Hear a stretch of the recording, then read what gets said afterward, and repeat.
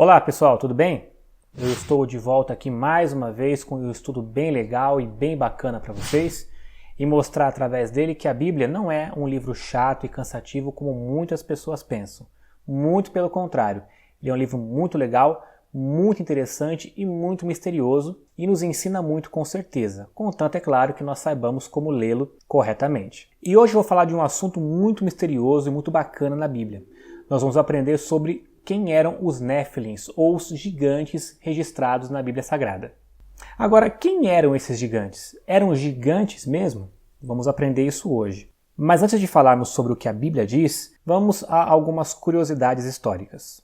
O que as pirâmides de Gizé, os muros de Cusco com enormes rochas milimetricamente encaixadas, ou as pedras de Pumapunco cortadas e moldadas perfeitamente sem tecnologia, ou os moais da Ilha de Páscoa, que são gigantescas estátuas esculpidas em pedras, ou mesmo Stonehenge e o mistério da sua finalidade, entre tantas outras construções no mundo inteiro, têm em comum. Todas elas foram construídas há milhares de anos sem tecnologia, porém com blocos de pedras de milhares de toneladas, com uma perfeição que não pode ser replicada nos dias atuais, mesmo com a mais alta tecnologia que nós temos. E não é teoria ou suposição, elas existem. A pergunta principal é: como foram construídas e por qual motivo? Muitos estudos levam a crer que humanos comuns jamais poderiam construir tais monumentos. Então, quem construiu? Agora que você já deve estar com a pulga atrás da orelha, vamos ao estudo. A Bíblia relata em alguns trechos a existência de gigantes na Terra. E a origem deles é muito obscura e incerta, e a Bíblia só nos dá margem para conjecturar. Conjecturar é considerar algo como provável com base em indícios, supor, presumir ou deduzir. Então o que nós vamos falar aqui não foge do que a Bíblia diz. Na verdade ela não diz, então ela dá margem à interpretação. Por isso chamamos de conjecturar. Para começar, vamos ler comigo aqui o texto base para esse estudo. Havia naqueles dias gigantes na terra. E também depois, quando os filhos de Deus entraram as filhas dos homens, e delas geraram filhos, estes eram os valentes que houve na antiguidade, os homens de fama. Quem eram esses filhos de Deus e quem eram essas filhas dos homens? Que mistério louco é esse, cara? Existem, na verdade, duas hipóteses quanto à interpretação desses versículos. A primeira tem como metáfora esse versículo, dizendo que os filhos de Deus eram os descendentes de Sete, o terceiro filho de Adão. Já falamos sobre isso no estudo anterior. O link do estudo está no card aqui em cima. E as filhas dos homens eram os descendentes de Caim. E Deus não aceitaria que esses dois povos se misturassem. Daí, como punição, os filhos gerados eram esses gigantes. Porém, alguns estudos afirmam que a palavra gigante aqui não significa ser literalmente gigante, mas homens poderosos, como grandes guerreiros, reis ou pessoas de influência da época. Porém, existe um furo nessa teoria. Olha o que a Bíblia diz em Números 13, versículo 32 e 33. Infamaram a terra que tinham espiado, dizendo aos filhos de Israel: a terra pela qual passamos a espiá-la é terra que consome seus moradores. E todo o povo que vimos nela são homens de grande estatura. Também vimos ali gigantes, filhos de Anak, descendentes dos gigantes.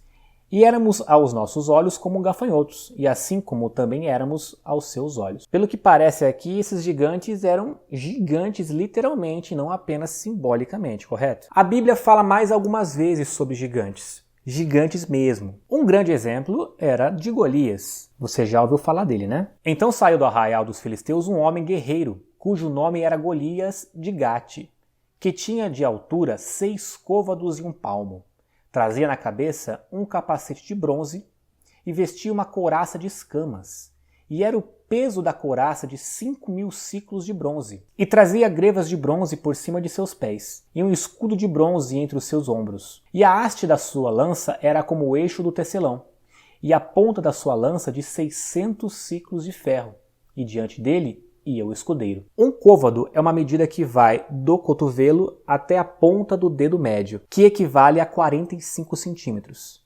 E um palmo equivale a 22 centímetros. Se eu estou bom de cálculo aqui, 45 centímetros vezes 6 côvados é igual a 2,70 metros mais 22 centímetros do palmo, igual a 2 metros e 92 centímetros. E a lança de 600 ciclos de ferro equivale a quase 7 quilos. A ponta da lança tinha 7 quilos. Eu mal tenho força para carregar um saco de arroz do mercado até o carro, cara. Imagina uma lança de 7 quilos. Agora vai me dizer que Golias era um gigante simbólico? Claro que não, né? Hoje temos pessoas bem altas, mas a grande maioria tem problemas genéticos. Ou jogadores de basquete como o Paul Stugers, que tem 2 metros e 32 centímetros. Mas vemos nitidamente que são pessoas com problemas ou dificuldades. E quase todos os jogadores de basquete sofrem algum tipo de problema devido ao seu tamanho. Porém, Golias, ele era 60 centímetros mais alto do que o Paul. E ele era um guerreiro, ele era um soldado, então ele não poderia ter esse tipo de dificuldade de locomoção, de caminhar e de se locomover. A Bíblia também fala de um gigante que tinha 6 dedos em cada mão e em cada pé. E houve ainda outra guerra em Gate, onde havia um homem de grande estatura e tinha 24 dedos, 6 em cada mão e 6 em cada pé, e que também era filho do gigante. Temos ainda uma outra referência específica sobre um rei chamado Og, porque só Og, rei de Bazã, restou dos gigantes. E eis que o seu leito, um leito de ferro, não está porventura enrabado os filhos de Amon? De 9 côvados o seu comprimento, e de 4 côvados a largura pelo côvado comum. Transformando isso em centímetros, essa cama ela tinha 4 metros e 5 de comprimento por 1,80 de largura. Uma cama do tamanho king size, que eu não tenho dinheiro para comprar, ela tem 2 metros e 3 de comprimento. A cama de Og tinha o dobro do tamanho dela.